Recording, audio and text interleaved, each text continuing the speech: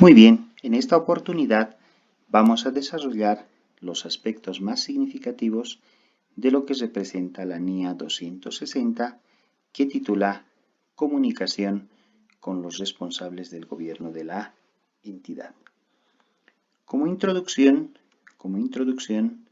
esta norma trata principalmente de los principales aspectos que el auditor debe comunicar en el desarrollo del trabajo de una auditoría de estados financieros.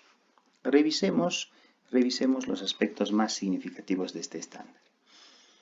En su párrafo 1 del alcance de esta norma, establece que esta norma internacional de auditoría trata en primera instancia de la responsabilidad que tiene el auditor de comunicarse con los responsables del gobierno de la entidad en el marco de una auditoría de estados financieros. En este caso, no habla de una comunicación con los socios de la entidad, sino una comunicación con los responsables del gobierno de la entidad, que en líneas más abajo definiremos esta palabra para que podamos aterrizar y tener una base de qué es lo que precisamente establece esta norma. Asimismo, identificamos que esta norma internacional de auditoría no establece requerimientos relativos a la comunicación del auditor con la dirección de una entidad o con sus propietarios. Nuevamente aquí, esta norma trata con la comunicación con los responsables del gobierno de la entidad, que en este caso no hace referencia con la dirección o con los propietarios. A menos, aquí la norma aclara, que este cuerpo colegiado sea dirección o los propietarios a la vez tengan la característica de ser responsables del gobierno de la entidad. Entonces, eso un poco como base de qué es lo que establece esta norma internacional de auditoría. El párrafo 2. El ámbito de aplicación de esta norma o de este estándar es la auditoría de estados financieros, obviamente donde la seguridad que da el auditor es una seguridad razonable.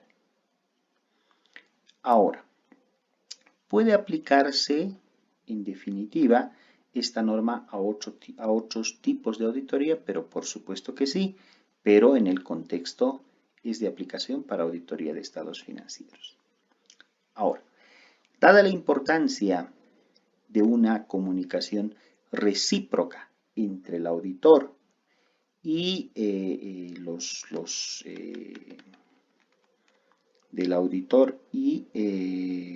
responsables del gobierno de la entidad, tiene que existir, dice, una comunicación eficaz. A eso es a lo que va a determinar esta norma. Esta norma también proporciona un marco general para la comunicación del auditor con los responsables del gobierno. Asimismo, es importante ver que si bien existe una NIA 265 que va a comunicar sobre aspectos de control interno, obviamente esta norma no es que se va a limitar solo a este alcance. Asimismo, esta NIA no impide, en definitiva, al auditor que pueda comunicar cualquier otro asunto que a su juicio profesional deba ser comunicado a los responsables del gobierno de una entidad. A partir del párrafo 4 nos habla sobre la función de la comunicación. Esta norma internacional se centra, como ya habíamos definido en la parte del alcance, sobre las comunicaciones del auditor a los responsables del gobierno de la entidad para facilitar principalmente dos aspectos. Por un lado, al auditor y a los responsables del gobierno de la entidad la comprensión de los asuntos relacionados con la auditoría en su contexto, nos habla de una relación de trabajo constructiva entre el auditor y su cliente y además cómo es que se debe mantener la independencia del auditor, como también la objetividad que tiene que tener el auditor, principalmente en el momento en que está revisando la evidencia de auditoría. Asimismo, para el auditor, la obtención de información necesaria para la realización de la auditoría, en el sentido de cómo es que se va a comunicar y va a lograr este objetivo.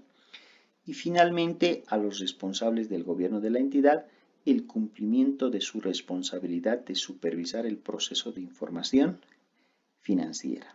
Son 3 los aspectos que se determinan en el párrafo 4 de la norma.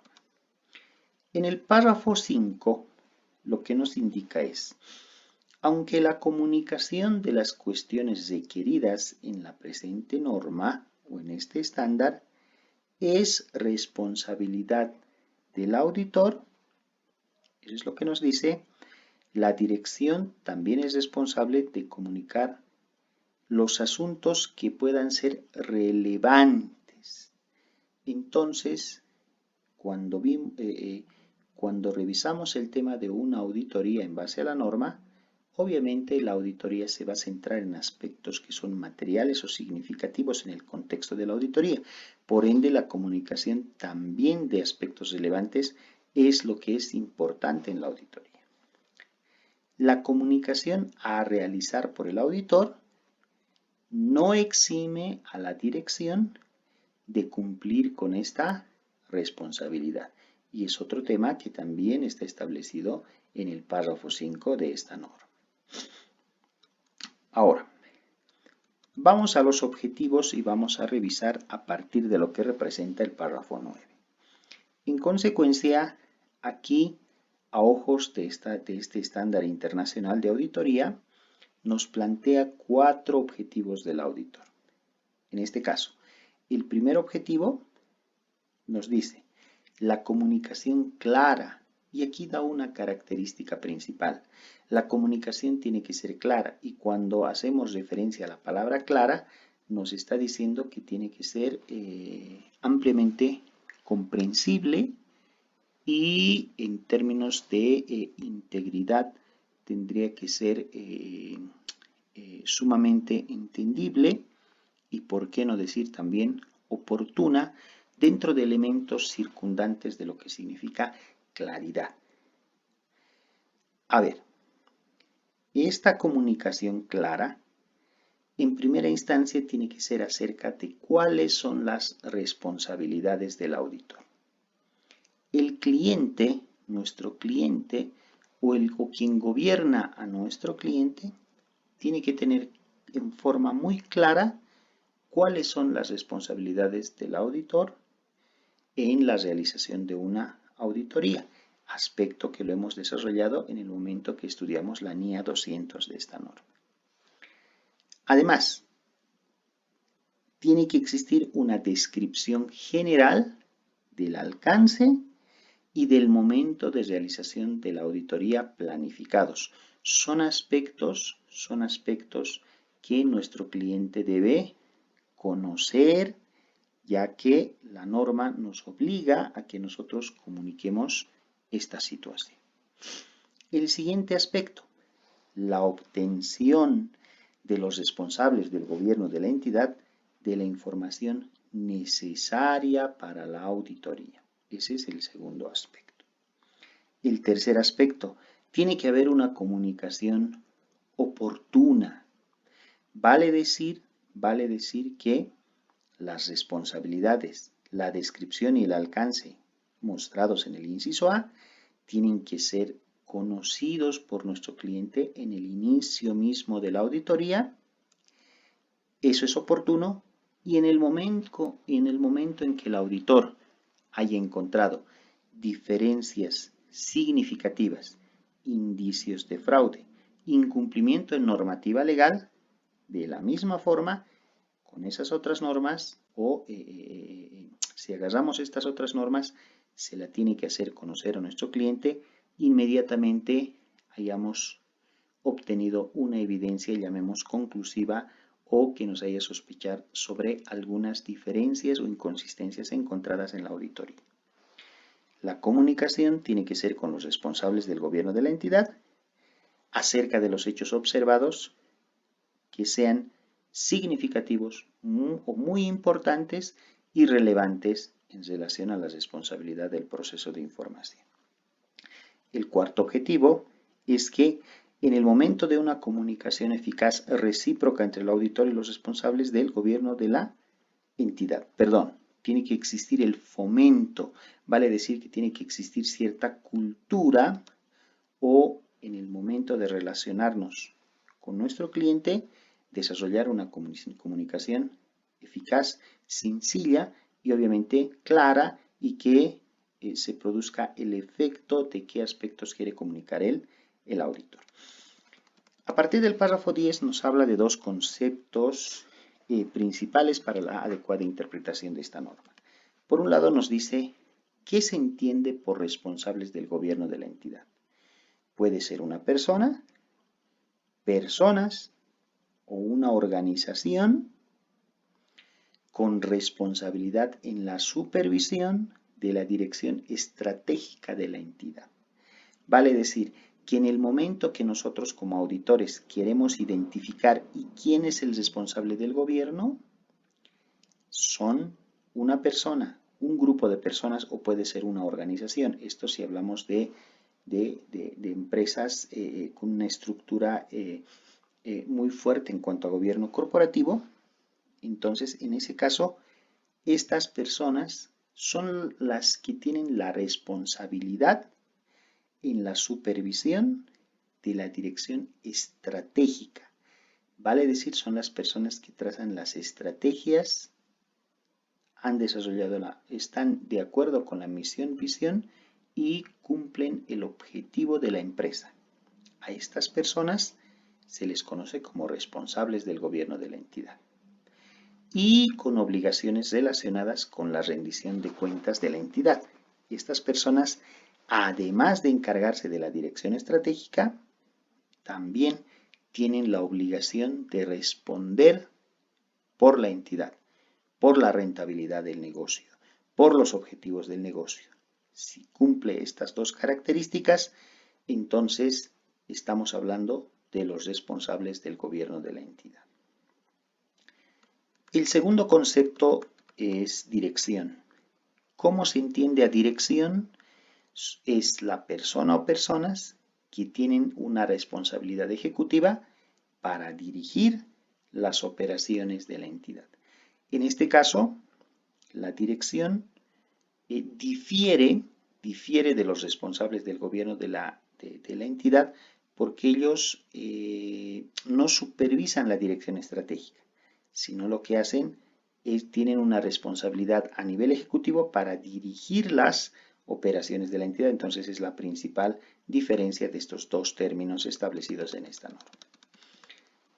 Respecto a los responsables del gobierno de la entidad, en base a la definición, el auditor es quien determinará la persona o personas que estructuran dentro de la estructura del gobierno de la entidad y que obviamente define si son adecuadas a efecto de realizar las comunicaciones.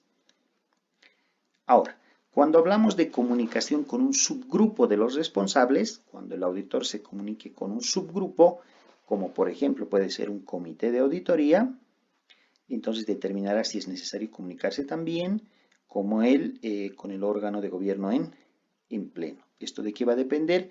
Del juicio profesional del auditor.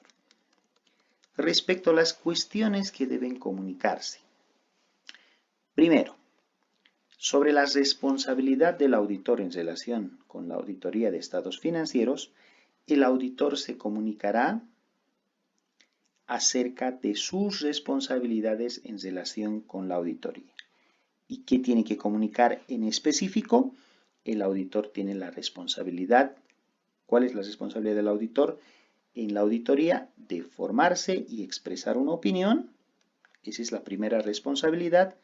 Y la segunda es que la auditoría de los estados financieros no exime a la dirección ni a los responsables del gobierno del cumplimiento de sus responsabilidades. Vale decir que no por el hecho de que unos estados financieros van a ser auditados, entonces ya no exista cierta responsabilidad o la dirección y los responsables del gobierno de la entidad ya no tengan cierta responsabilidad por sus actos. Son dos aspectos clave que esta norma nos dice que debemos comunicar y que generalmente se los realiza en el momento del inicio del trabajo, en el kick-off del trabajo o en el momento en que estamos cerrando la planificación de nuestra auditoría.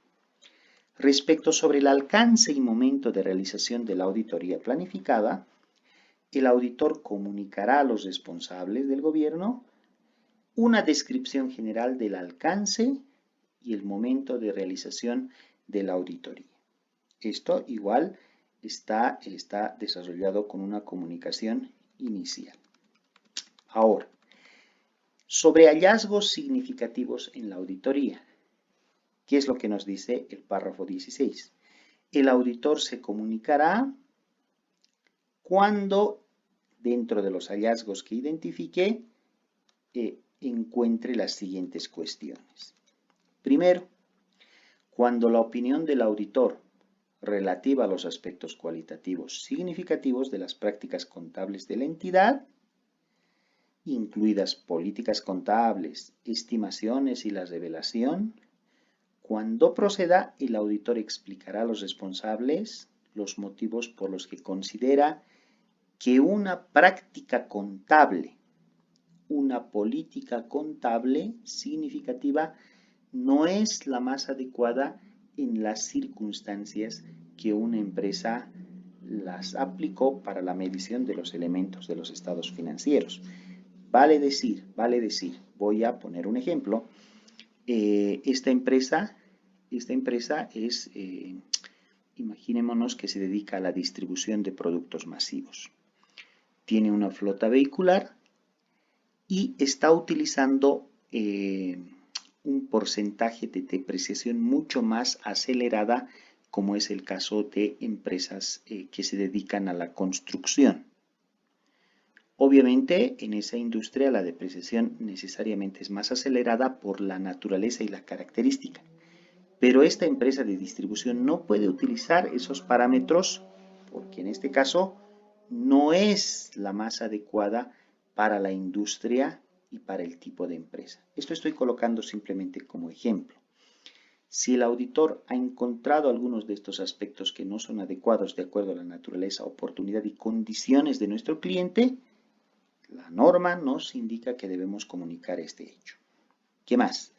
En su caso, las dificultades importantes o significativas encontradas durante la realización de la auditoría. Vale decir que el auditor está frente a ciertas situaciones que por la naturaleza no puede tomar evidencia o puede hacer sus pruebas por las dificultades encontradas. Entonces, esto le lleva a que pueda comunicar esta situación a su cliente. Ahora, excepto en el caso de que todos los responsables del gobierno de la entidad participen en la dirección, las cuestiones significativas puestas de manifiesto serán discutidas por la dirección o comunicadas por escrito a esta. Y lo mismo con las manifestaciones escritas que el auditor solicite. ¿Qué más? En su caso, las circunstancias que afecten a la estructura y contenido del informe de auditoría. Vale decir que si estamos, por ejemplo, en el momento de la finalización de la auditoría y vamos a colocar una opinión con salvedad o una opinión adversa en el informe de auditoría, estamos hablando de que hay una circunstancia que va a afectar la estructura y contenido de un informe, llamemos estándar. Entonces, esto es necesario comunicárselo al cliente. Y finalmente, cualquier otra cuestión que haya surgido durante la realización de la auditoría, que va a depender del juicio profesional de que esta información sea comunicada al cliente. Respecto a la independencia del auditor. Cuando estamos realizando la auditoría de un ente cotizado o de entidades cotizadas o entidades que ofrecen valores públicos, entonces, en ese caso, necesariamente deberemos de presentar una declaración, además de que la firma o la red de firmas han cumplido con los requerimientos éticos relacionados a la independencia. Se debe comunicar todas las relaciones y otros asuntos existentes entre la firma de auditoría, las firmas de la red y la entidad. Obviamente esto cuando nuestro cliente es una empresa cotizada. Y además las salvaguardas aplicadas para eliminar las amenazas a la independencia identificada. Respecto al proceso de comunicación y sobre el establecimiento del proceso de comunicación, el auditor se comunicará con los responsables acerca de la forma, el momento y el contenido general previsto para las comunicaciones. Respecto a las formas de comunicación, aquí debemos ser claros. Cuando realizamos un servicio de auditoría, debemos tener evidencia en papeles de trabajo que puedan sustentar y el hecho de tener un adecuado control de calidad en una firma de auditoría es que esta norma es, pensando en eso, nos dice, el auditor se comunicará por escrito.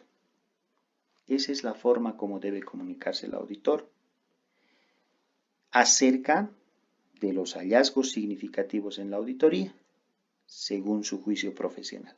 Entonces el párrafo 19 de la NIA 260 nos dice la comunicación necesariamente tiene que ser por escrito. Y aclara, la comunicación verbal no es la más adecuada. Y esto está establecido en la norma. El auditor, el párrafo 20 nos dice, el auditor se comunicará por escrito acerca de los asuntos relativos de la independencia del auditor cuando así se requiera por el apartado 17 que nos daba las condicionantes cuando nuestro cliente es una empresa que cotiza con valores públicos. El momento de realización de la comunicación, el auditor se comunicará con los responsables oportunamente. En términos de tiempo, la comunicación tiene que ser oportuna y es algo que nos manda este estándar internacional de auditoría. Seguimos. Respecto a la adecuación del proceso de comunicación, el auditor evaluará si la comunicación recíproca entre él y los responsables del gobierno de la entidad ha sido adecuada para el propósito de la auditoría. Ya para concluir, respecto a la documentación, ¿qué es lo que nos dice esta norma? En el caso de que los asuntos que deban ser comunicados en base a esta NIA, y esta comunicación es verbal, aunque la norma dice que todo tiene que ser escrito, el auditor debe incluir en sus papeles de trabajo, indicando que la comunicación verbal, en qué momento se comunicó, y la persona o las personas a quienes se hizo esa documentación. Eso tiene que estar en sus papeles de trabajo cuando sea verbal. Y por lógica, todos estos documentos de comunicación que tienen que ser por escrito, necesariamente tienen que estar en los legajos de los papeles de trabajo que lleva el auditor. En consecuencia, con estos 23 párrafos es que analizamos los aspectos más significativos de esta norma. Gracias.